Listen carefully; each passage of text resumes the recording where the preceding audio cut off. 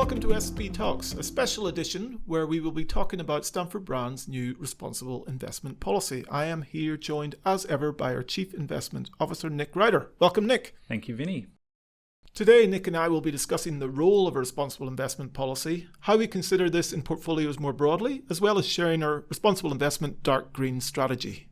Welcome to all our listeners. Nick, now we have just launched a new responsible investment policy, approved by RIC and ratified by the Stanford Brown board. And I'd like to start, if I can, by asking you, what is the role of a responsible investment or an RI policy?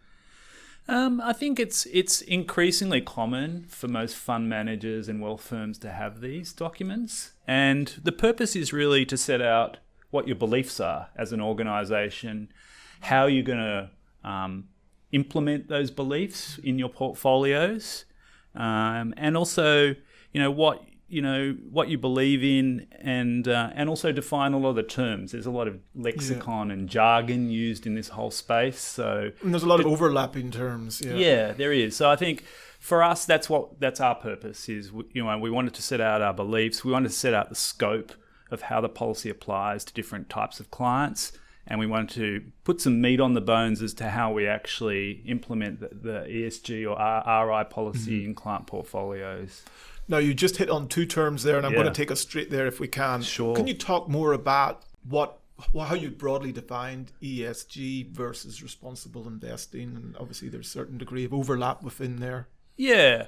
For us, responsible investing is the sort of umbrella term to apply to everything that sits beneath that, and that is ESG integration, engagement, sustainability, ethical and values-based investing, impact investing. So everything sort of sits under the broad term responsible investing. And then we have those different sort of subcategories, if you like. Now, ESG is generally a term that implies, various factors, so environmental, social, and governance factors that fund managers and companies may take into account when they manage their portfolios or their business. And that is a term that is obviously very prevalent, not just in, the investing world, but in business more broadly now. Yeah. Can you talk about, you touched on before, some of the values and beliefs that sort of sit behind this policy? Do you mind sharing with us some of those and how they begin to frame up the decision-making? Yeah, so the beliefs that we've set out in our responsible investment policy is that we believe that you actually can get better risk-adjusted returns by integrating ESG and responsible investing into your process. And there is actually some empirical data to support that. For example, MSCI just updated one of their long-term studies that said that companies with higher ESG ratings using their methodology had better performance. Over the longer term? Over 17 years for developed markets and 11 years in emerging markets. And they found that was in North America, Europe, Asia Pacific, and in emerging markets. And that is because they potentially are involved in practices which might be more sustainable over the longer term, where others that are seen to be less appropriate for society may be wound down? Well, they looked at the aggregate ESG score, so it wasn't just environmental, social, or governance. It was the combination of all three. And they actually paired companies in the same sector. So you can't say it was just technology companies that do well on an ESG basis versus, say, mining companies. So they actually looked at companies within sectors as well.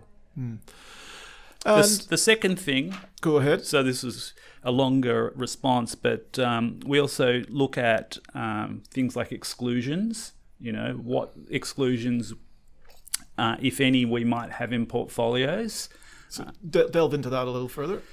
Yeah, so we generally don't believe in exclusions. We think, sort of broad brush exclusions on, gambling or tobacco or alcohol or things like that generally comes down to the individual client beliefs. So we're not, as a firm, automatically excluding those from portfolios? Absolutely not.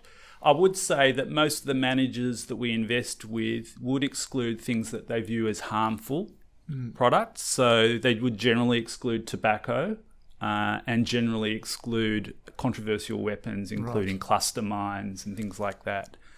So that tends to be sort of the industry standard.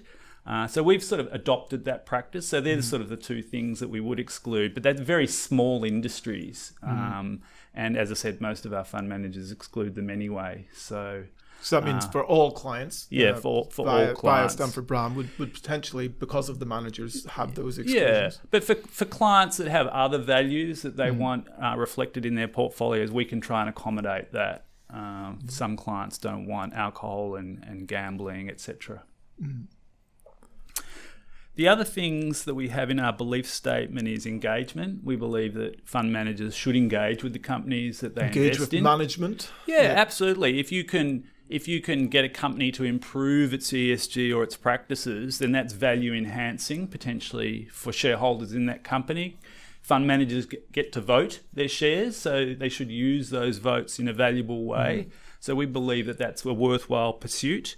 As I said, we don't necessarily like exclusions, but we do like fund managers trying to bring about positive change. And there's also some data that says that companies that maybe had a bad ESG score and then they sort of they improved it over time, actually did better for shareholders. So we think that the markets potentially look on them more favourably for having achieved that transformation. That's positive. I mean, the other things that we talk about in our beliefs is integration. So we believe that fund managers should integrate research into ESG factors as part of their normal due diligence on companies.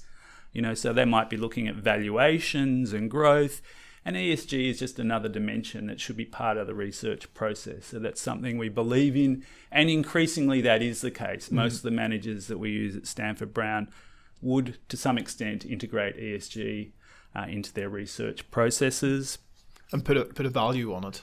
Yeah, some might put a bigger value on it than other fund managers. Some fund managers might value sort of growth over ESG, whereas others might look at it on a more holistic basis. So it varies. The other things that we look at in our beliefs is greenwashing, which has been a hot button topic recently. Yes, so ASIC have been very active in trying to, call out and punish certain providers for, let's call it mislabeling what they're offering to consumers. Yeah, saying one thing and doing another. So saying that they do ESG and then they don't, or they only partially do it. So that's something that we believe strongly in, that if a product is labelled as a ESG or sustainable product, then it should be held to a higher standard than the one that isn't. So that's something else we believe in. The other things that we believe in this document is that we aspire to embed this to the extent that we can, but we recognise that things like index funds, so a broad index fund that tracks the MSCI World Equity Index. And gives you, therefore, proportional exposure to every company in that index. That will have tobacco in it. It might even have controversial weapons in it. There's not much we can do about that. So we try the best we can. There are other sectors like hedge funds, for example, that turn over stocks long and short.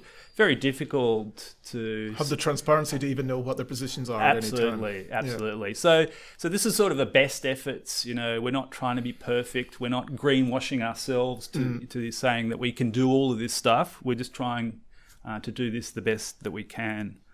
So they're the sort of core beliefs that we set And I out. guess, again, to reiterate, that sort of sits across just a broader investment philosophy and how we approach things. Yeah, absolutely. Of course, if clients come to us and they want a bespoke portfolio, they have particular values, they want what we call a deep green portfolio, then we can absolutely build that for them. And we have actually created model portfolios that we call sort of dark green, versus light green, if you like. And talk us a little bit more about that, because it's worth, again, restating that any portfolio in this space is going to have its limitations. If a client has a very particular individual thing that they want excluded, it's not going to be automatically easy to do that. But how do you approach going for this darker green, this more, call it, responsible portfolio? How do you approach the decision-making process there and the portfolio construction aspects to that? So our starting point is using products that are labelled, in some cases green, and obviously there's a high level of scrutiny on them from ASIC. So we've done our own due diligence as well. Yeah, we'll talk about that. Talk about maybe even some of the due diligence and also the other resources that we can leverage to help us do that due diligence. Yeah, so we, as you know, we use Jana as a consultant. They rate all the managers that are on their active list as either ESG leaders, above average or average relative to peers. So they do actually look at the ESG credentials of all the fund managers.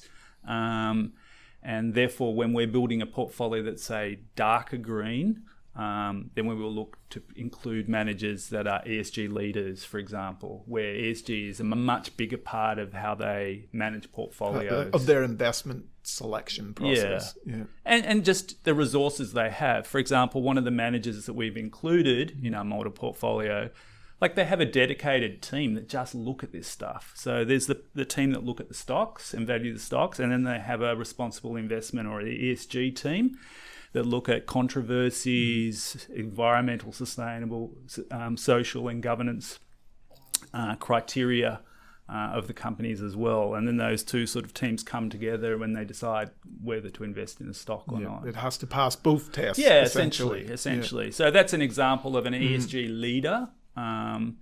Now, our typical portfolios will have some companies that are ESG leaders and some that are probably more average, whereas the dark green portfolio that we've created is just ESG leaders and index funds that use ESG filters as part of the way they build portfolios. And perhaps give us some examples then of the things that would be filtered out by some of those index funds.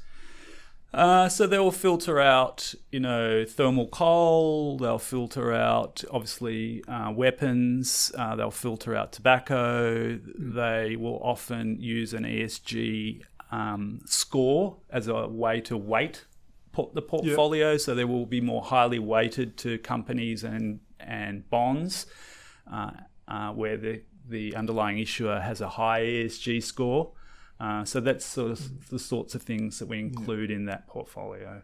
Now, the issue with these portfolios is that they can have quite different risk return to a more traditional portfolio. And 2022 was a great example where, the war in Ukraine sent the price of oil through the roof. Which had a knock-on impact on energy markets. Yeah, absolutely. So if you didn't have energy stocks in your portfolio, if you had no thermal coal, no oil and gas, your portfolio had a very different return. It just could not keep up in that year. Yeah, in that year. And I think those portfolios were behind by about 8% in 2022. Relative to the normal index. Yeah, had the normal index. Had you that exposure? Yeah, so, that's just something to be aware of when you're building these portfolios, is that they can behave quite differently. And for example, given oil is a major kind of input into inflation, we're trying to build portfolios that can beat inflation. Yeah. That's why in our general portfolios we do like to have some energy exposure in there as a hedge. I was going to say you're removing one of the potential significant inflation hedges from portfolios by not having that exposure, but the idea of this is to deliver something to individuals where they're passionate about certain causes and that they want something that has more tilted that way, and making sure that they at least understand what they're getting, what they're not getting, and I guess some of the potential consequences or upsides. That's right. So the portfolio that we've come up with has some of these things in it, and it also has a lot more transparency. So we know kind of what's in those portfolios, whereas with our broader portfolios, we have a good idea of what's in those portfolios, but we won't know minute by minute what every single position is. Anything else that you'd like to talk about, or that clients or investors should consider? No, I think we've covered the main things. I think one of the issues we have is that we don't do direct equities or direct bonds. So we're always going to be using index funds or actively managed funds. So there's some limitation into how far we can go in implementing some of these ESG and responsible investment policies. So I think what you're talking about really key here, Nick, is education, and that's from an investor perspective, from a client perspective. Just understand what's in your portfolio, what you might be getting exposed to, what you're not. The transparency can be there, but really it's probably a question of personal decisions, and again, there are limitations with everything, and it's one to make sure you're talking to your advisor and really understanding the decisions that are being made for you on your portfolio. Yeah, absolutely. An excellent summary as always, Nick. Thank you very much. We will also be sharing a responsible investment policy, so there for you all to read. If you have any questions, please do not hesitate to reach out to your advisor or myself or Nick. We're happy to discuss it further with you. Take care. Thank you. Thanks.